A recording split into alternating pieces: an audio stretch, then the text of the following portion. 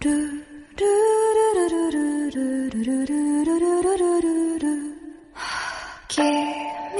の中にある赤と青き線、それらが結ばれるのは心の像。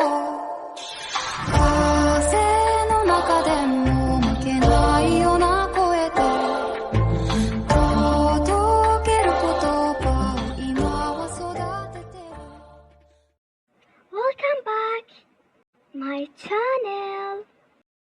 هذه الألوان اللي طلبتها آخر شي وقلت أول تجربة أصورها وياكم ونسوي مقارنة ويا الألوان القديمات. أول شي سويت تجربة الألوان على ورق، وعندي دفتر بألوان الأبيض ومن ألوان بالخشبي أحس ينفع ويا الخشبي بس ما ينفع ويا الألوان المائية. ومن خلصت من الدفتر الأبيض جيت للدفتر البني حتى أجرب الألوان عليه وأرقامهم حتى من أجي ألون ما تخربط وأظل أجرب بالألوان. حسيت إنه الدفتر يحتاج شوية أغير شكله لأنه شكله ممل. أخير ما خليت هواي أشياء عليه، مجرد ستيكر قليلات، وأصلا ضاعت بالدفتر لأنه حجمه كبير جدا. نرجع للألوان اللي هم ألوان نيوني، من الألوان اللي شفت عليهم مدح من الرسامين. ووقت أني كنت كلش محتاجة ألوان لأنه ألوان القديمات فابر كاستل بدأ حجمهم يصغر وصار صعب التحكم بيهم، وخاصة الألوان الأساسية مثل الأسود والأبيض وألوان البشرة. فبدون أي تفكير رحت اشتريتهم وطلبت وياهم الدفتر البني الحجم الكبير A3. هذا الحجم عندي دفتر واحد منه والورق أبيض، وهسه طلبت البني. صرت أحب أرسم بدفتر الكبير أكثر من الصغير. صح الرسمة تاخذ وقت يلا تخلص، بس على الأقل النتيجة تكون فد شي عكس الدفتر الصغير. أحس الرسمة تصير مو كلش حلوة وحتى ما أخذ راحتي بالتلوين ولا بالرسمة. فقررت أرسم دفتر بني الكبير، وهسه راح تشوفون النتيجة وأنا هم أشوفها وياكم، وإذا طلعت النتيجة حلوة بعد أشتري كله دفتر A3. قاعدة أحكي أي شي يجي على بالي حتى ما أخلي موسيقى بالفيديو، لأنه هواي تعليقات تجيني يقولوا لا تخلين موسيقى، وأنا هم ما أحب أخلي موسيقى، بس أنجبر بسبب الفيديو يصير ممل بزيادة إذا ما أخلي موسيقى.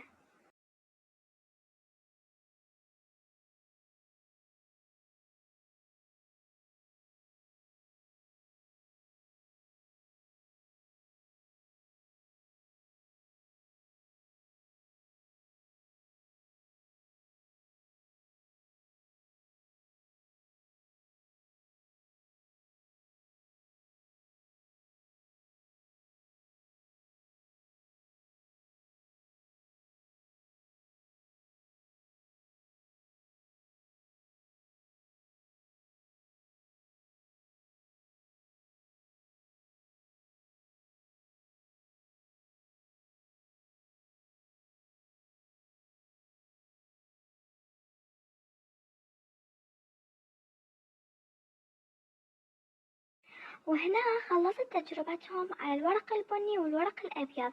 هذا الدفتر قبل شوية حكيت عنه، وهذا الألوان القديمات قعدت أقارن بينهم وبين الألوان النيوني. هذه الألوان كانت بدايتي بالخشبي وما استغني عنهم. ألوان تخبل والدمج بيهم ما يتعب أبد، وأي شخص مبتدئ أنصحه يبتدي بيهم. أني أحمل حب كلش كبير لهذه الألوان.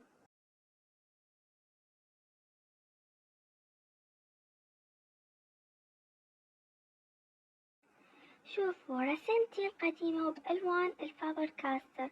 صورت فيديو موجود بقناتي، يمكن صار سنة ونص على هذا الفيديو، وراجعة أرسم نفس الشخصية بسبب التلوين بس التلوين بألوان نيوني، ونشوف التطور اللي وصلت له بالتلوين الخشبي. رغم أني هاي السنة اللي راحت هسه أني أبد ما رسمت، بس حابة أشوف إنه أني رسمي رجع لي ورا لو تطور أحسن.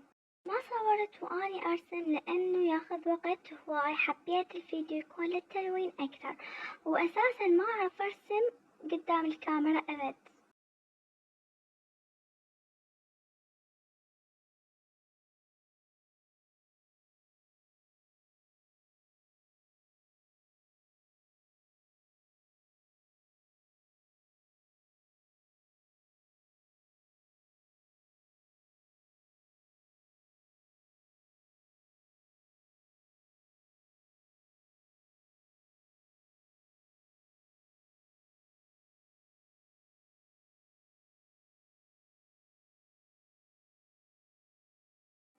أول ما بديت تلوين حسيت ناسية الطريقة اللي ألون بيها البشرة، فصرت أخلي ألوان وأدمج، بس اكتشفت إنه ذول الألوان دمجهم سريع وما يتعبون وحسيتهم شمعيات، وحتى قلت إذا ذولا هيجي يدمجون بسهولة لا عاد بريزما كلر شلون يدمجون.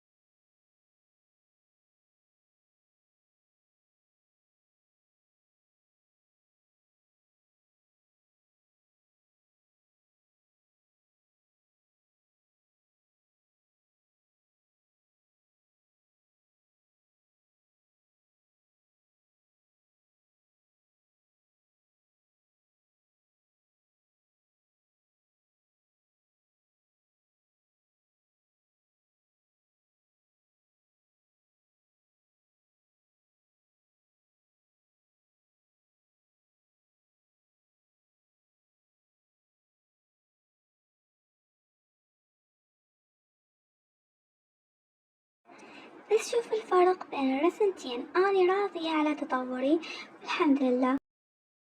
وصلنا نهاية الفيديو، كونوا بخير واهتموا بنفسكم. باي.